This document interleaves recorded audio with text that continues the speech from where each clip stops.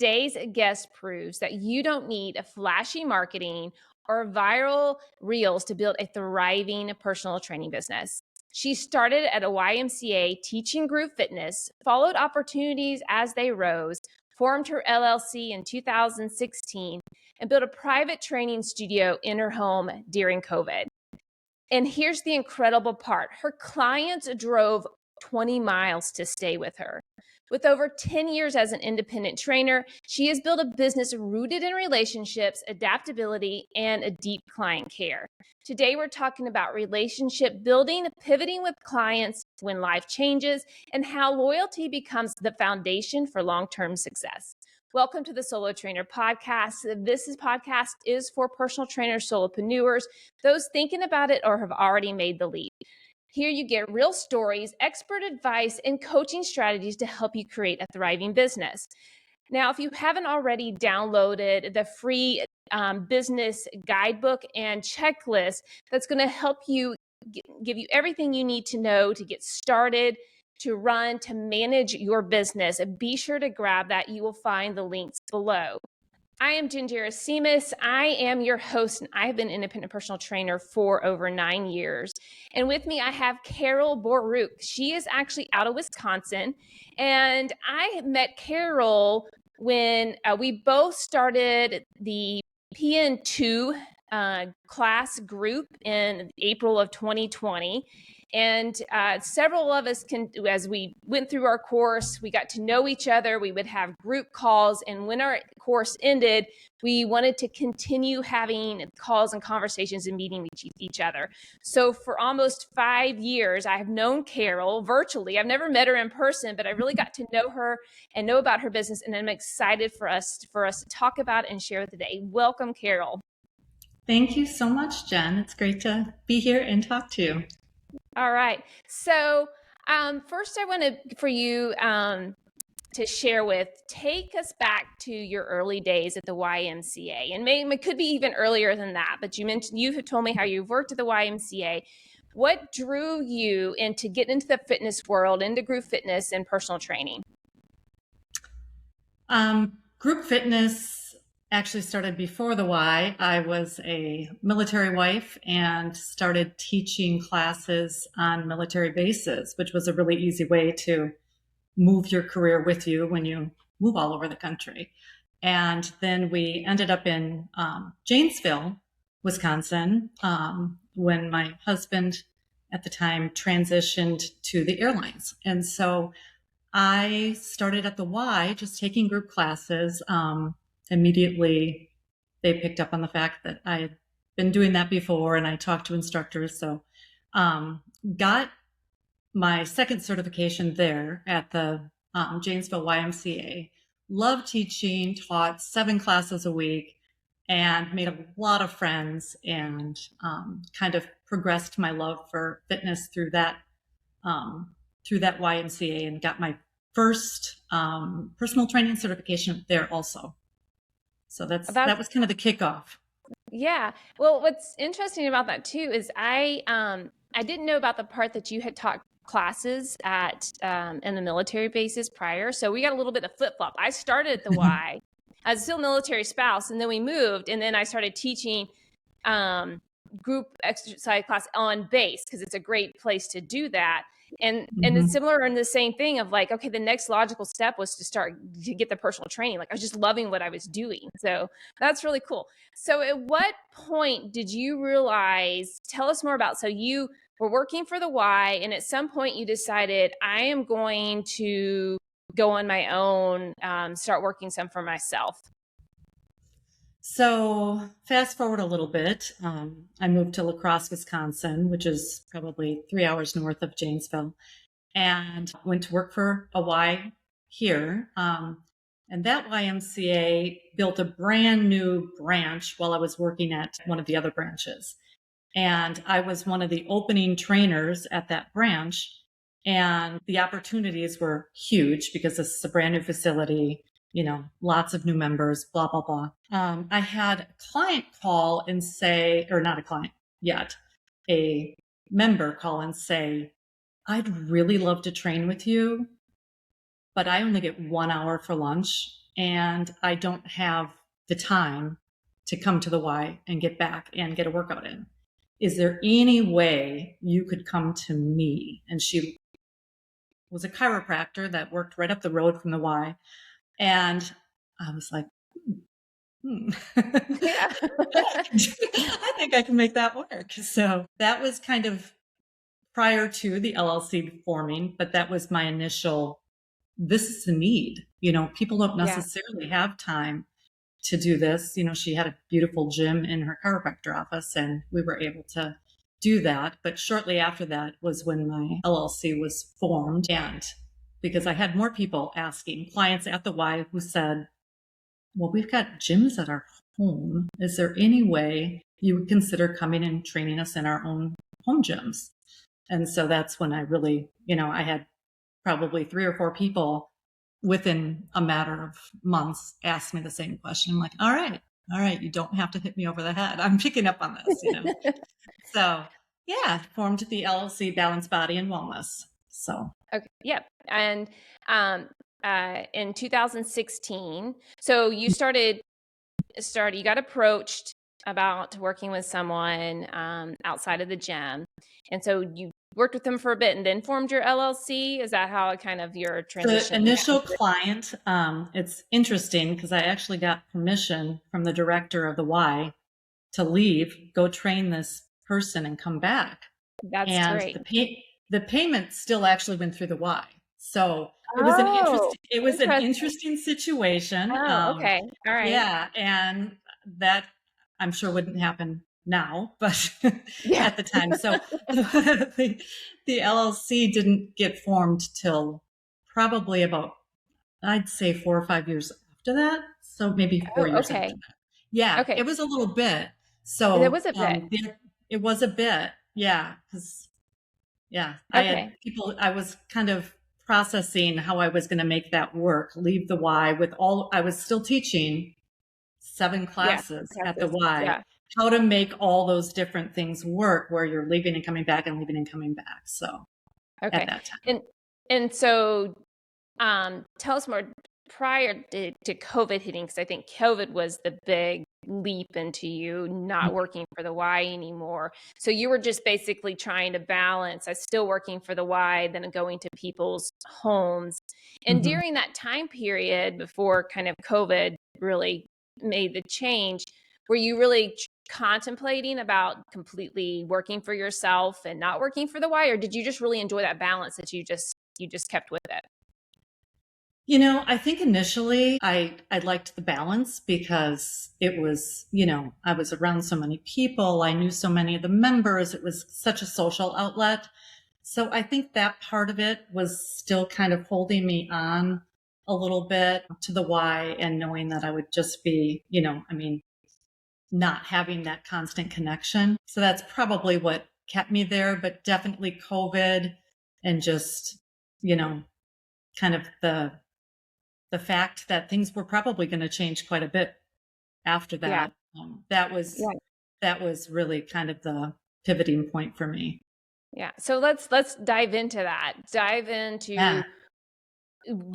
that shift, exactly when it happened, and you deciding to create a studio in your home for people to come to. Yeah. So obviously Balance Body and Wellness had already been formed, and I was going into 4 or 5 people's homes at that time. January of 2020, I had Achilles reconstruction surgery. And so I was out of personal training at the Y for 3 months prior to the shutdown. I had actually gotten permission to drive the week of the shutdown. So it's kind of crazy how the times lined up. Yeah. And my clients are like, she's coming back. We can't wait. Yeah. And they're so excited. And then that happened, right? So they hadn't trained with me for January, February, March. And so when the shutdown happened for the first probably 4 weeks, everybody's kind of like, oh, don't go around anyone. And then they're like, well, hold on. We still want to maintain our fitness. We still want to maintain our health. And I had set up kind of a nice fitness room in the lower level of my house because I couldn't do stairs easily. I was in a non-weight bearing Ah, cast. So I had set up this whole weight room, and I was using that for myself, and my clients knew that because we were all communicating. They brought me dinners, blah blah blah. yeah, They're yeah. very very attentive, and so they knew that I had this space. They're like, they started one by one. I don't know if they were talking and I didn't know it, but one by one, Carol, what are the chances we could come and work out in your house? And that's kind of when I looked at my husband and said, okay, this is, this is a real possibility. They're all willing to drive here to train with me. And I hadn't said at that point to them, like, I think I'm going to build this. But once I started talking about building it, they were so excited, Right. just so excited. And so that just, sealed the deal. Yeah. And that's all about building amazing relationships with these people. That Absolutely. yeah, that's what they're not it's not about them, they're not attached to the why. They were attached to you and wanting that. So, as you're saying, your success was built on building these relationships. So, explain to us, share with like what that looked like, how that was for you on like even a day-to-day interactions, or how you built these relationships over time with people. Well, I'd have to say, first of all, really, really attentive listening. Everybody wants to be heard, and they don't Yeah. just want to be Yeah. heard, they want to be remembered, what they've said, what they've told you. So definitely listening. Little background, I do have my bachelor's degree in communications. So that Okay. was a little Yeah. helpful in all of this, I would say. But also, meeting them where they're at, flexing their workouts to what's going on with them that day or that snapshot in time of their life, Yeah. and being able to kind of customize to each person. I think, one of my clients would tell you the reason why she drives to me every week is because I throw a hell of a Christmas party. So, and she laughs, but every year, I didn't do one this last year because my son graduated, but every year I throw this huge Christmas party that all of my clients come to. They look forward to it. That's And it's awesome. relationship building. Yeah. It's not just as we're lifting weights, it's checking in on them when they're sick. It's, sending them a birthday card. It's all the little things that add up that make them understand that they're special, because they are. They're amazing because they are. And just really seeing them as a whole person, not just as somebody who's doing a workout.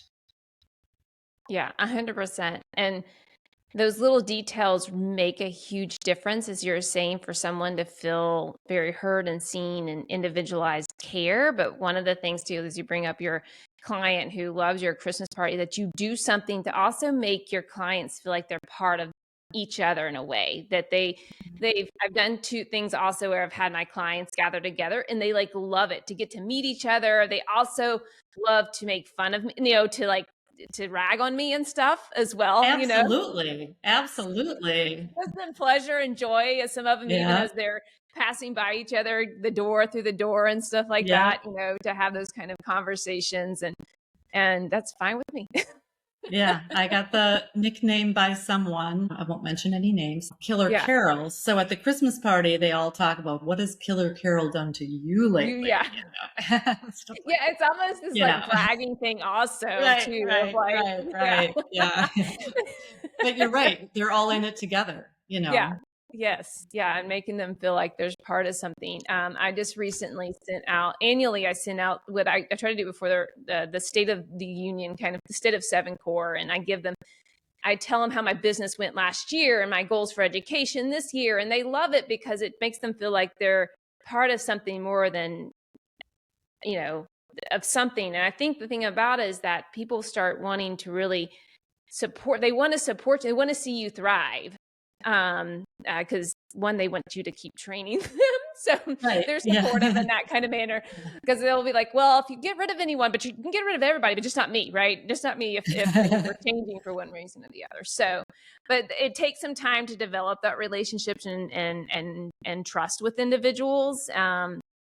And of course, when we're training and working with someone for so long, there's a lot that happens that changes for them. And so share some of that about your experiences working with clients and maybe major life and health changes and how you've adapted your training to better care for them.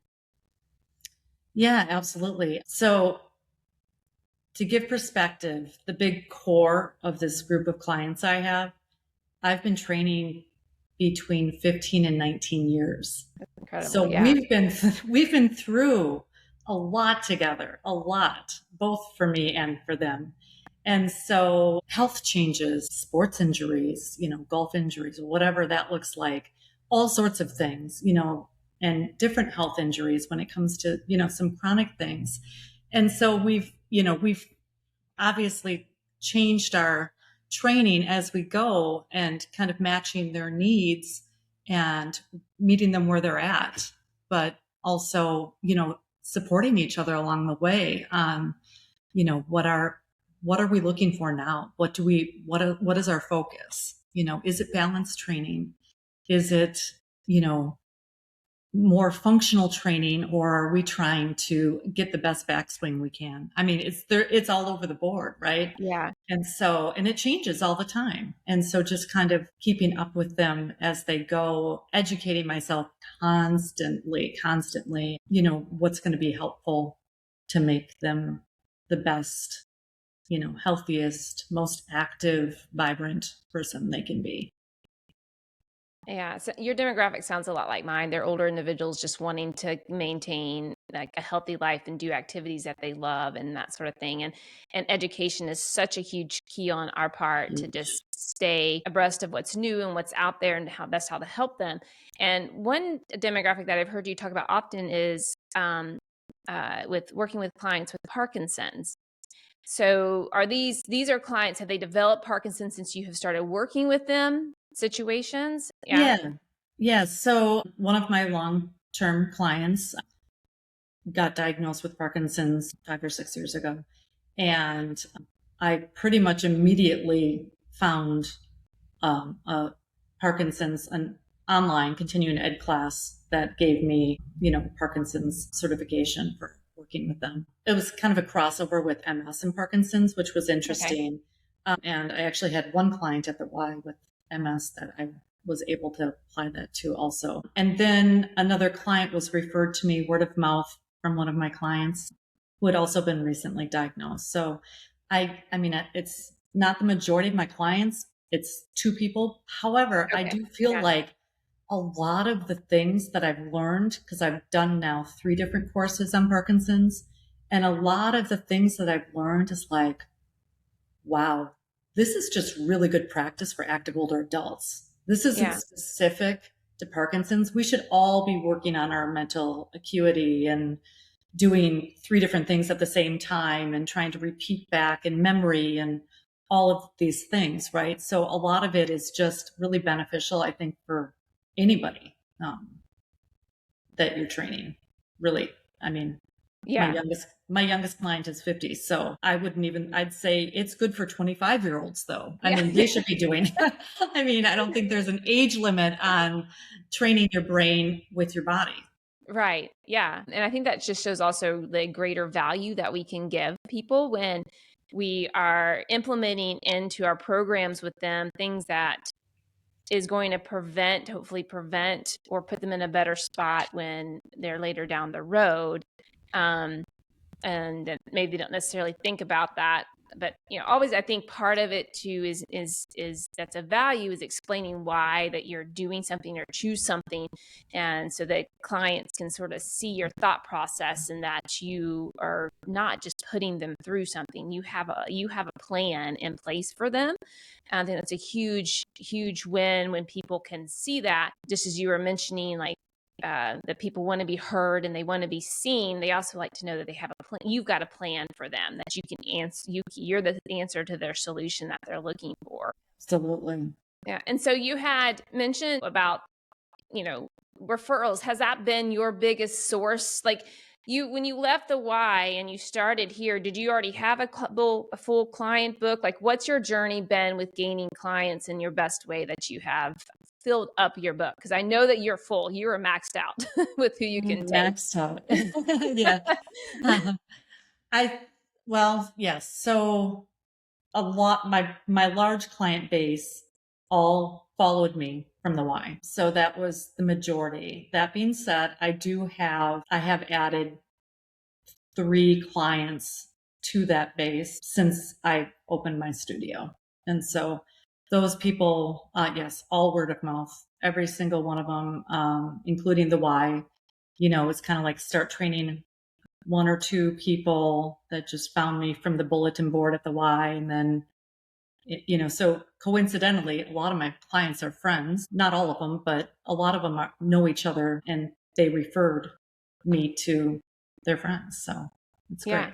Yeah. That is great because to get those occasional call or connection from a colleague looking, oh, I know somebody's looking for a trainer, a family member of my client, which I get sometimes, and like, are you they're in your area? Are you available? And that kind of thing. So keeping good connections with colleagues that you work with, I think is super valuable in that.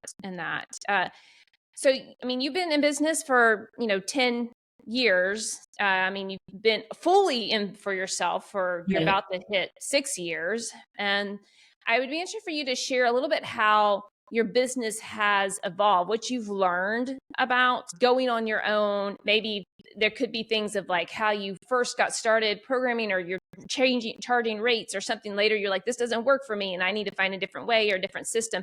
Is there any, like what you've sort of gained or learned from, being on your own and evolved?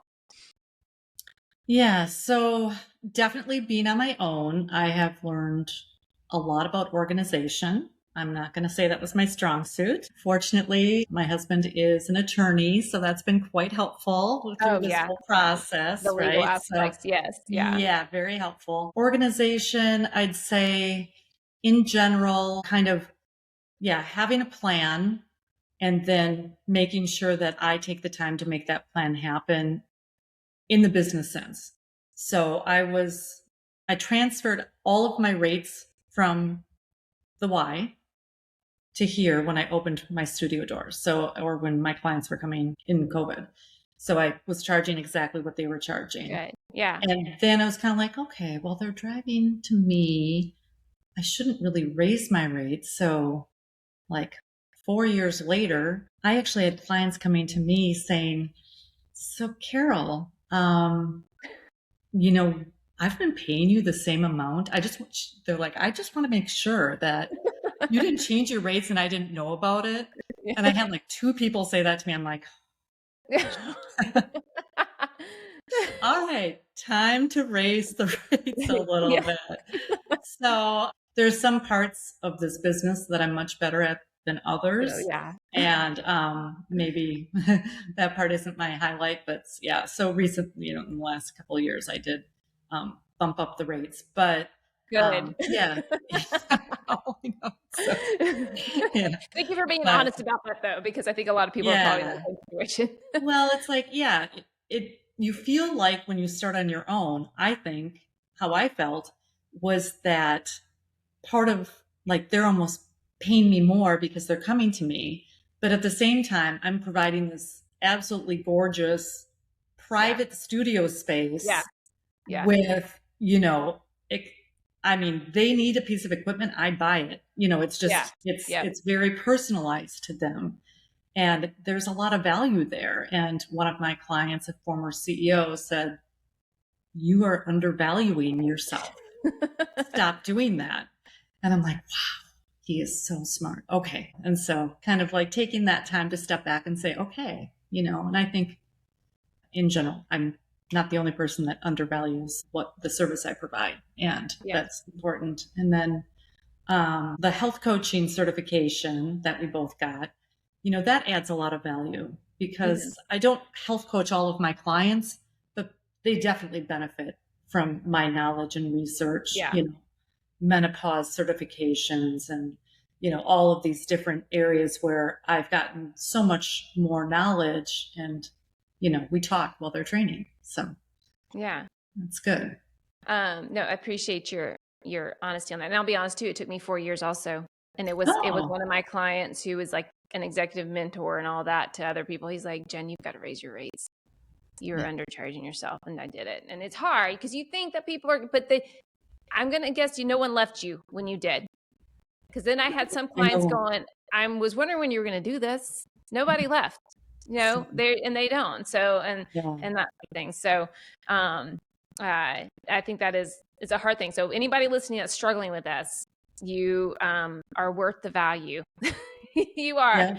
in your client. Yeah. So, And maybe we're you don't even need to wait for your clients to tell you that, yes, right? yeah, 100%. You don't, that's what Carol and I are telling you. Don't wait for your clients to say, listen, you need to be charging more. You need to go ahead and do it if it's been too long. Or, Carol, I applaud you also that when you left the gym, you were charging the exact same rate, because some people will Yeah. leave and they charge less because they're like, oh, well, I'll get more clients that way and I'm still going to be making more money, which that's a whole other conversation about how much you really get to take home in your pocket, right? Versus Right. when you're what you charge and all that kind of thing. But last couple of questions for you. And one about, in your time of doing this so long, have you ever felt burnt out?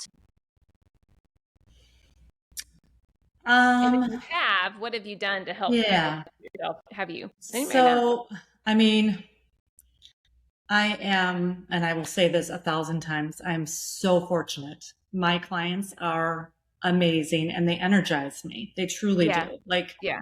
every day with them is a gift. So that being said, I think for a while I was taking on a couple more clients here and there, like, oh, I can handle it. Oh, yeah. Yeah. And, putting in like the 10-hour training days, which is a long day for what we do. Yeah. And I had to take a step back. My husband pointed out that even though I tell people that I don't work the weekends, I'm actually doing prep work for their week on Sunday, most of Sunday. And so I am actually working on the weekend. So long answer to say, yes, I realized that I had kind of overcommitted and I was not giving myself enough break. And so I have kind of been a little bit firmer, not 100%, but a little bit firmer on my Fridays off. Yeah. And then because then that does give me Friday, Saturday as a true weekend, because great. I do work most of Sunday doing programming and Yeah. research and things. So That's great. So it's about kind of setting boundaries around your time and all that. And we can be like, and the other thing, it's hard to tell people no when they want to work with you. Also, right. but you really have to be like, it's going to take too many, like this is too much. And then you can't fully give yourself the energy level and all that to your clients when you're sort of compromised and kind of strung on that. All right. So what, if you had to boil it down, what's the real secret to building a decade-long independent training business? It is building relationships with each and every single one of them and listening, nonverbals, verbal communication, seeing what they need at that session. Sometimes that programming gets thrown out the window because they don't have the energy for it, or, the need for a hard workout. What they really need to do is do some deep stretching and core work and gentle movement and talk. So kind of like really being in tune with the clients, which means getting to know them, which means talking less and listening more, and building that relationship with them where they know they're in a safe space. I always say what's said in these walls stays in these walls. So it's confidentiality and being able to just be there for them for whatever they need. Yeah. That's excellent. Yeah, clients will say it's like, it's like the best therapy they have. Yeah. Yeah. Right. Yeah. And No, cheaper than speaking with a therapist. totally. Yeah. All Get right. the endorphins going So and all of yes. that, Yeah. And they always leave feeling better too, because there'll be some Right. that I don't know if you have that comes in, I really almost didn't want to come today, but I'm so glad that I did. I think that's what kind of keeps Yep. them coming back and why they're so eager. Like, I know you guys get a lot of snow up in Wisconsin and that's kind of normal, but like here when we get it and things shut down, we still have plows and can get through, but last time we had a huge snow and by over the weekend and Tuesday, clients were wanting to come in because I think a lot of times it's more than just the physical aspect that they get out of it. Absolutely. That comes from it. Okay. So one last question for you is, what you have anything that you would want to share or share to that trainer who's thinking about going on their own or already have, like, any encouragement that you'd like to pass on that either helped you or wish that you had had? Definitely use your time at the gym, at the big gym, to Yeah. build at least a small base, Yeah. and because I think that's really key, and to have some experience under your belt. But then I feel like I keep on saying this word, but just communicate, communicate, communicate. And that doesn't have to be through a lot of social media. Make yourself seen at fitness events, make yourself seen doing some, pro bono work. Get some relationships going where your face is out there and you're making relationships, even if it's not, a paying client. And then, kind of the lining up your ducks in a row, whether it's, I think, a huge, huge gaping hole need in our industry is for trainers that go into people's homes and work with them and carry their equipment in the back end of their car if they don't have a gym. I did it, and it's, I still get people asking me if I will do that. There's a big need out there for, maybe people, it's not as easy for them to get out and get to the gym, physically. So kind of, obviously you have to have a passion for that type of work, but to definitely find your niche but make sure there's a need for that, and then make your move, because it's worth it. I've never looked back. I love the why, believe in the why wholeheartedly, but I've never looked back to having my space and having control over my time and all of the beautiful things that come with independent business ownership. Yeah, that's awesome, Carol. Great encouragement and suggestions and advice for those of build a base of the gym. I do think that that's important. I think it's a good spot to learn from and to grow as a trainer and start developing those relationships. And then the communication piece, getting out there, getting yourself out in front of people as you're sharing that. And I agree with you about the need of people going to people's homes, because I too, when I first started out, I was traveling to people, and I will still have people ask me if I travel, and I don't have that in my space. I think you still do that, right? You I do still do just Tuesday, Thursday morning. Okay. And then the rest of the time is here. Yeah. Mm-hmm. All right. Well, thank you so much, Carol, for your time. I appreciate you sharing your story. It was so good to chat with you, and your business is amazing. So proud of you too, lady. All right. Thank you so much, Carol. Thanks. All right. Until next time, everyone, here's to the great that awaits.